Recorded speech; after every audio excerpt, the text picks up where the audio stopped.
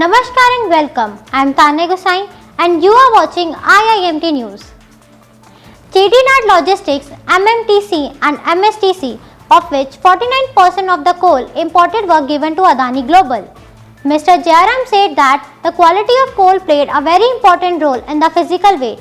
Imported coal needed to have 6,000 kilocalories per kilogram as per tender norms, but only 4,500 kilocalories per kilogram of poor quality coal was supplied in reality, resulting in huge loss to the electricity department.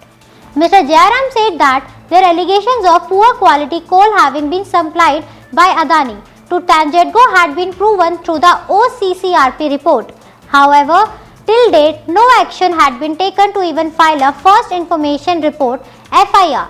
He said that in the complaint register with the Directorate of Vigilance and Anti-Corruption (DVAC) regarding the coal transport scam, an FIR had been registered and raids conducted on retired officials of the electricity department.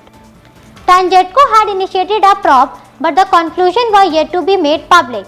Notably, in July 2021, the Electricity Minister V. Senthi Balaji had stated that 2.38 lakh tons of coal valued at Rs 85 crore had gone missing from the North Chennai thermal power plant. In response, TANGEDCO officials had confirmed that normally low calorific coal was passed off as high calorific coal by the supplier, thereby resulting in the loss of coal. G. Sundarajan of Pavilion, Nanbargal, said that environmental pollution caused by the burning of low quality coal was huge.